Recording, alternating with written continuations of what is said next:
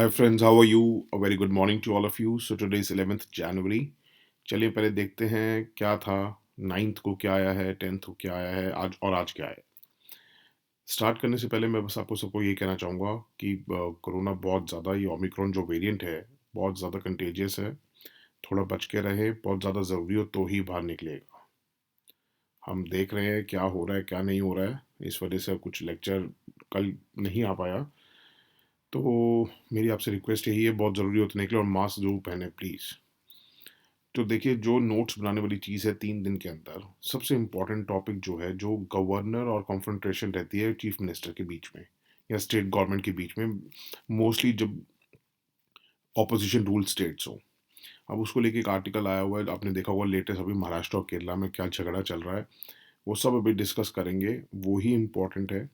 उसके अलावा आज के न्यूज़पेपर में इम्पोर्टेंट था, जिसमें कृष्णा वाटर डिस्प्यूट को लेके सुप्रीम कोर्ट के जजेस ने कहा है कि हम ये केस से नहीं सुनेंगे, हमारे आगे ना प्रेजेंट किया जाए क्योंकि हम उस स्टेट को बिलोंग करते हैं। बेसिकली इसमें क्वेश्चन बहुत ज़रूरी होना चाहिए मेंस के लिए, it's not important for prelims, कि ऐसा क्यों होता है कि अगर कोई जज किसी स्टेट को बिलोंग करता है तो वो, हम काफ़ी टाइम से देखते आ रहे हैं कि वो अपने को रिक्यूज कर लेते हैं कि देखिए हमें उस केस के मत डालिए जिसमें हमारा स्टेट है। तो इसके ऊपर आई थिंक कि आना चाहिए कोई ना कोई एक अच्छा सा एडिटोरियल, क्योंकि बहुत इंपॉर्टेंट हो जाता है कि ऐसा जजेस को होना चाहिए। क्योंकि हम समझते हैं जजेस आर इम्पार्शियल, वो ऐसा नहीं करेंगे कि अपनी स्टेट को की फेवर में ऑर्डर कर दें या कुछ ऐसा करें। बट देखते हैं अगर कोई एडिटोरियल आएगा तो उसको भी डिस्कस करेंगे। पहले इंपॉर्टेंट एडिटोरियल डिस्कस करते हैं। देखिए, क्या है कि कॉन्फ्रंट्रेशन तो रहता ही है। अब दोबारा से स्पॉटलाइट में आ गया है जो ये गवर्नर्स और स्टेट गवर्नमेंट के बीच में झगड़ा शुरू हुआ है महाराष्ट्र और केरला में। छोटा छोटा सा एग्जाम्पल देंगे। महाराष्ट्र में देखिए क्या है कि गवर्नर ने, एक स्टेट गवर्नमेंट ने डेट दी थी कि भैया स्पीकर के इलेक्शन के लिए ये डेट फिक्स की जाए, तो गवर्नर ने रिफ्यूज़ कर दिया उसको एक्सेप्ट करने से। और केरला में हमने देखा है क्या हुआ है कि वाइस चांसलर कन्नूर यूनिवर्सिटी का अपॉइंट करना था, तो जो चांसलर आपको पता है गवर्नर होता है एक्स ऑफिशियो, तो वो कह रहा है कि मेरे को प्रेशर में आके, गवर्नमेंट के प्रेशर में आके उसने वाइस चांसलर को रीअपॉइंट किया है, मेरा मन नहीं था करने का। तो बहुत ओपनली झगड़ा हुआ है। कहेंगे हम कि अगर गवर्नर जो एलिगेशंस लगाते हैं अपनी ही स्टेट की गवर्नमेंट पे, ये कोई पहली बार नहीं हुआ है। वेस्ट बंगाल में ये तो रेगुलर फीचर हम देख ही रहे हैं, मलिक की झगड़ा चलता रहता है मलिक साहब का दीदी के साथ। और वैसे ही काउंसिल ऑफ मिनिस्टर्स की एडवाइस को ना मानना, एक्सेप्ट ना करना, हमने राजस्थान में भी देखा है। इसकी बात क्या करें, हरियाणा में हमने बहुत पहले देखा था जब ताऊ देवीलाल हुआ करते थे, तो उस टाइम भी उनका गवर्नर के साथ बहुत तगड़ा झगड़ा रहा था। तो हम कहते हैं कि हाँ, ज़रूर डिफरेंसेस रहे हैं गवर्नर के, चीफ मिनिस्टर्स के पास्ट में भी, बट वो बहुत रेयर ऑकरेंसेस होती थी। और रेयर भी होती थी और इतना ओपनली कॉन्फ्रंटेशन नहीं होती थी। बट जो अब के टाइम पे जो ओपन कॉन्फ्रंटेशंस होने लग गई हैं, जो चार दीवारी से कॉन्स्टिट्यूशनली जो बिहेवियर चलो परमिसिबल भी है, उसके बाहर आजकल जो ओपनली कॉन्फ्रंटेशन होने लग गई है, वो एक चिंताजनक बात है। क्या है कि अगर हम इसका पास्ट देखें तो थोड़ा सा ये जो एक टोटल आइडिया है ना गवर्नर के ऑफिस का, उसको लेके ही हमेशा से डिस्प्यूट्स रहे हैं। क्यों रहे हैं कि जब कॉलोनियल एरा था, मतलब जब अंग्रेज हमारे पे राज कर रहे थे, जब भारत आज़ाद नहीं हुआ था, तो गवर्नर जो होता था वो एब्सोल्यूट रूलर होता था प्रोविंस का। चीफ मिनिस्टर से ज़्यादा पावर होती थी एब्सोल्यूट गवर्नर के पास। और वो सिर्फ और सिर्फ आंसरेबल होता था टू किंग। ठीक है। और अगर हम कॉन्स्टिट्यूएंट असेंबली की भी बात करें, जब हमारा कॉन्स्टिट्यूशन बनाया जा रहा था, तो उसमें कब बहुत लोग थे जिन्होंने कहा था कि गवर्नर को एब्सोल्यूट पावर दी जाए। बहुत सारे ऐसे मेंबर्स थे जिन्होंने कहा था कि जैसा कॉलोनियल एरा में गवर्नर्स को पावर थी, सेम वैसी ही पावर्स गवर्नर को दी जाए। बट जो बी आर अम्बेडकर साहब थे, उन्होंने कहा था कि देखिए, जो गवर्नर होगा वो सिर्फ एक कॉन्स्टिट्यूशनल हेड होगा, जैसे प्रेसिडेंट होता है।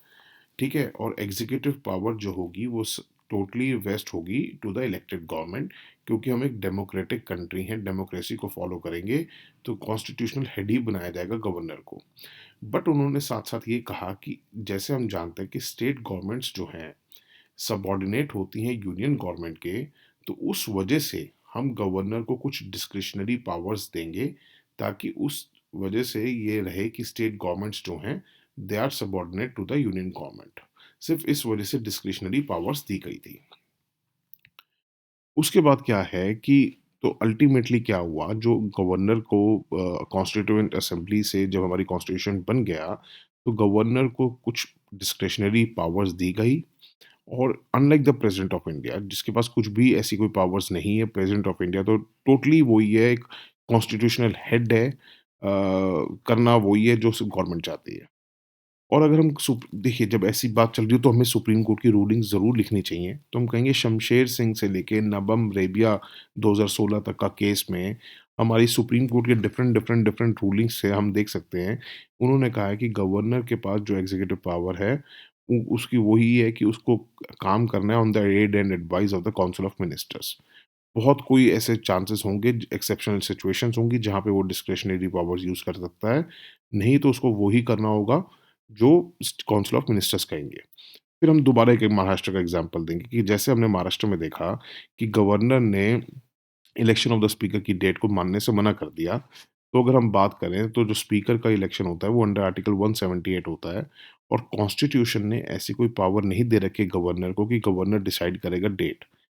ये सिर्फ़ और सिर्फ़ हाउस रूल जो होता है, जैसे हमारे स्टेट असेंबलीज़ का रूल है कि उन्होंने एक रूल बना रखा है कि गवर्नर एक डेट फ़िक्स कर देगा। तो उसमें क्या होता है कि जो काउंसिल ऑफ मिनिस्टर हैं वो एक डेट बता देते हैं सेक्रेटरी को, जो हाउस का सेक्रेटरी होता है वो भेज देता है गवर्नर को कि भैया अपने साइन कर दो बस। इतनी ही वो उसका ज़रूरी होता है। एज़ सच कोई सिग्निफिकेंस नहीं होती। बट हम जैसे देख रहे हैं महाराष्ट्र के स्टेट में कि गवर्नर ने मना कर दिया कि भैया ये डेट फिक्स नहीं होगी, मैं किसी और डेट को कराऊँगा।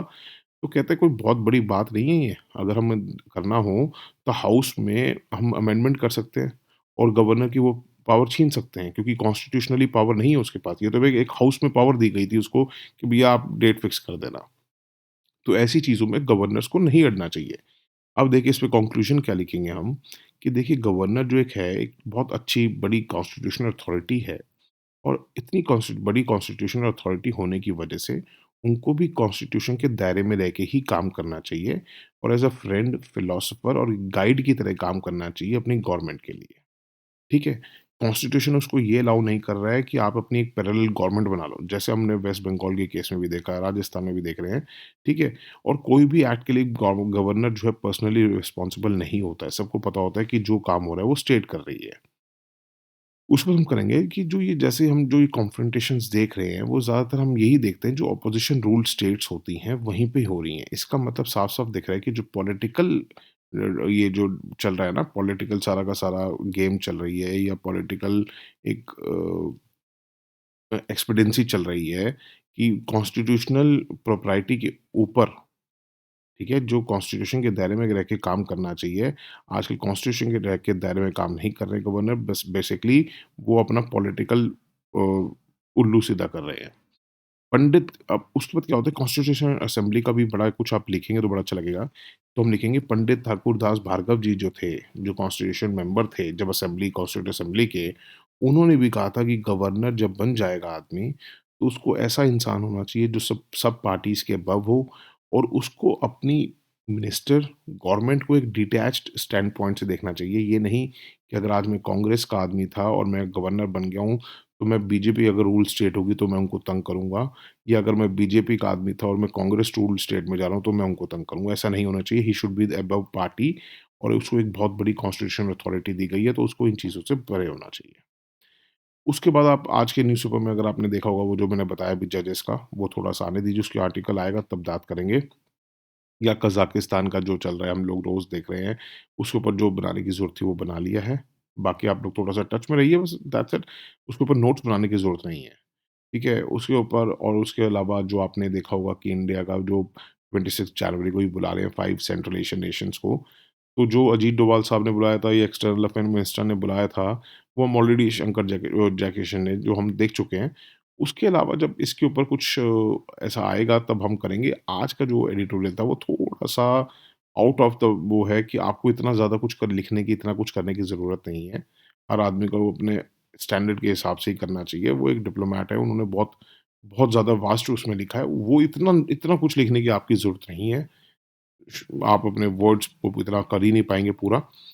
और मैं आपसे कहूँगा कि मेंस के पेपर आ गए हैं, चारों के चारों। देखिए जाके, आपने 1 साल से हम आपको दिखा रहे हैं, पढ़ा रहे हैं। देखिए जाके कि आप कितने क्वेश्चंस उसमें से सॉल्व कर सकते हैं जो करंट अफेयर्स के आए हैं, कहाँ अपना दिमाग लगा सकते हैं, जो हम आपको थोड़ा-थोड़ा करके पॉइंट्स ऐड करने को कह रहे थे, तो थोड़े-थोड़े पॉइंट्स ऐड करके आप उनको कर सकते हैं, इन पेपर्स को सॉल्व या नहीं कर सकते, जाके देखिएगा ज़रूर, ठीक है? That's it for today, thank you so much for listening and have a good day, bye, take care, God bless you all.